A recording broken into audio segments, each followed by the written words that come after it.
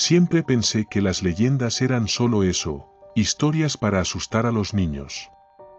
Hasta que aquella noche en el santuario de la Fuensanta, descubrí que hay cosas que nunca deberían ser despertadas. Todo empezó como un juego. Mi amigo Raúl y yo llevábamos años explorando lugares abandonados en Murcia. Hospitales, casas, túneles. Pero nada nos preparó para lo que encontramos en la Fuensanta. Era una noche de noviembre, fría y silenciosa. Subimos hasta el santuario con linternas y una cámara. Queríamos grabar algo espeluznante para nuestro canal. El plan era simple, quedarnos dentro una hora y grabar cualquier cosa extraña. Apenas cruzamos la puerta principal, un escalofrío me recorrió la espalda. Dentro, el aire era pesado, como si algo invisible nos aplastara. Raúl bromeó, ¿y si despertamos a los fantasmas? Nos reímos, pero la risa murió en mi garganta cuando escuché un murmullo en la oscuridad. Un susurro. No era Raúl. ¿Oíste eso? Pregunté. Él asintió, pálido. Avanzamos por los pasillos.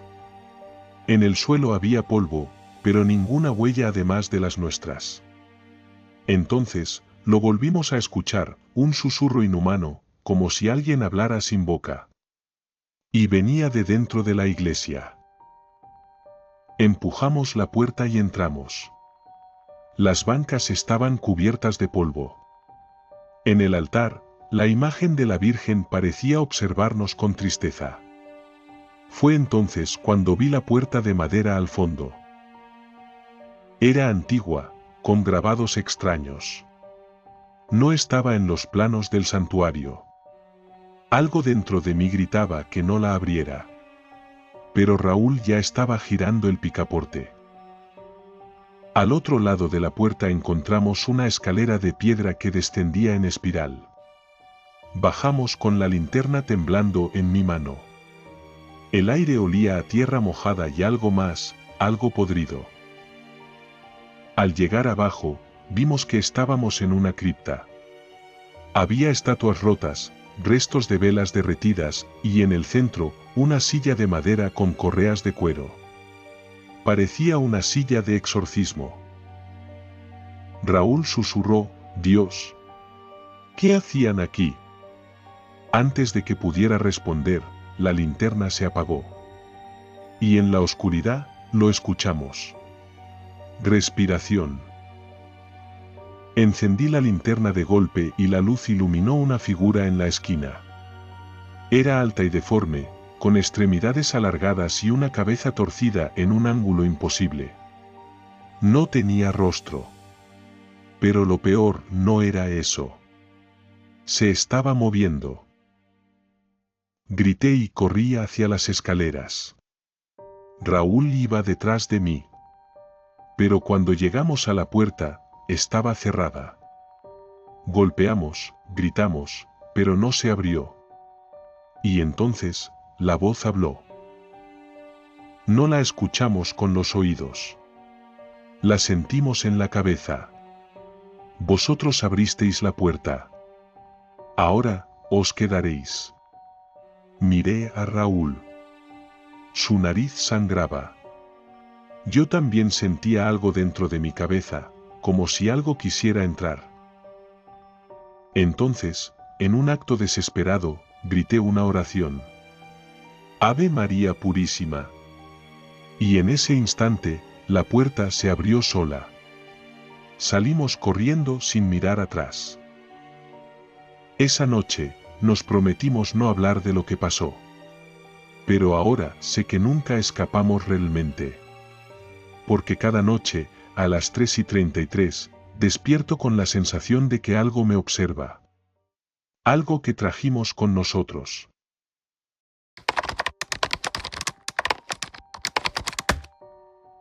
En el corazón de Murcia, se alza el Palacio del Almudí, un edificio histórico con una leyenda oscura.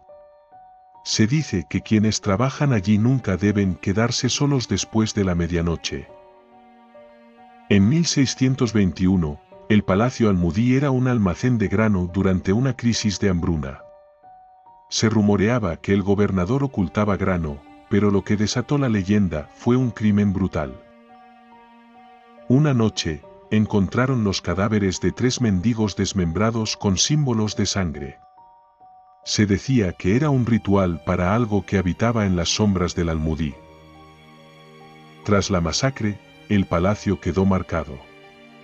Los guardias reportaban fenómenos extraños y nuevos cadáveres aparecían en noches de luna nueva, con símbolos de sangre en el suelo. Los asesinatos se volvieron tan frecuentes que el palacio dejó de usarse como almacén. Aunque cerrado, los vecinos veían sombras y oían gritos desde el interior. En el siglo XX, el Palacio Almudí fue restaurado como sala de exposiciones. Un historiador, Eduardo Santamaría, investigó los orígenes ocultos del palacio. Eduardo encontró un documento de 1579 sobre la sombra del Almudí, un ser antiguo que exigía sacrificios. Decidió pasar una noche en el palacio para desmentir la leyenda. Al amanecer, encontraron a Eduardo muerto, con los ojos negros y sin señales de lucha. Desde entonces, los trabajadores evitan quedarse solos después de la medianoche. Se dice que los susurros de Eduardo advierten a los trabajadores que huyan. En la gran sala, los símbolos de sangre reaparecen, como si algo los reescribiera. Aún hay noches en que la puerta de la gran sala aparece entreabierta, con un rastro de ceniza negra, sugiriendo que algo está despertando de nuevo.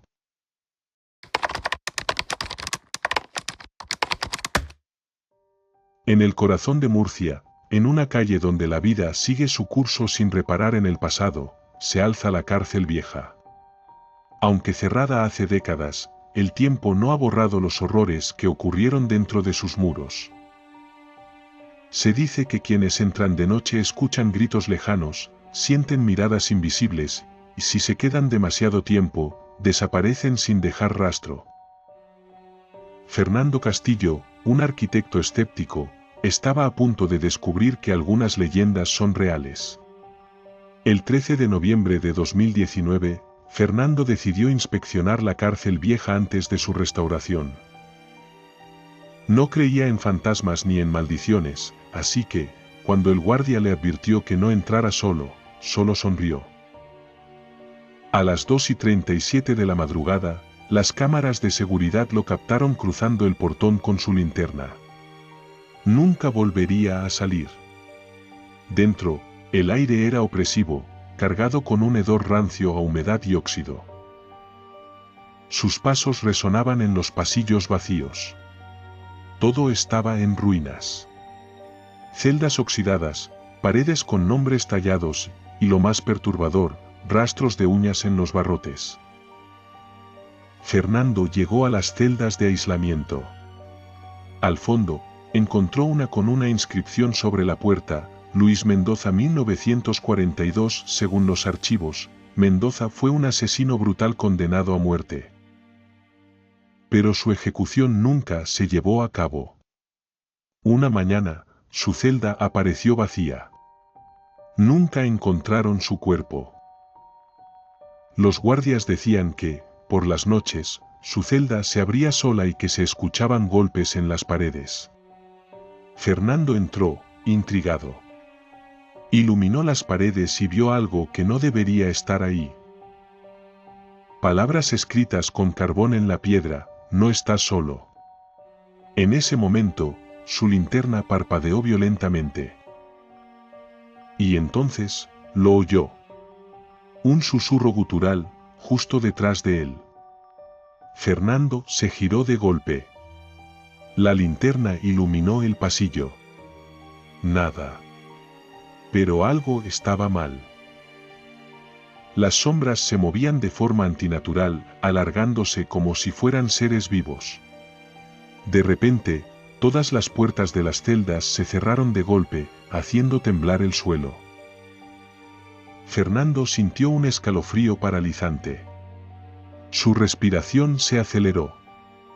Empezó a caminar hacia la salida, pero cuanto más avanzaba, más se alargaba el pasillo. La cárcel parecía cambiar a su alrededor. Era como si lo estuviera atrapando. Entonces, vio una puerta abierta y corrió hacia ella. Era una vieja oficina con un escritorio polvoriento. Sobre la mesa, había un expediente abierto. Fernando se acercó y vio su propia fotografía. Su nombre. Su firma. Y una fecha que le heló la sangre, fecha de defunción, 13 de noviembre de 2019. Fernando sintió un nudo en el estómago. Su piel se erizó. Y entonces, vio su reflejo en la ventana. Detrás de él, había una figura oscura, sin rostro, con la boca abierta en un grito silencioso. El vidrio estalló en 1000 pedazos.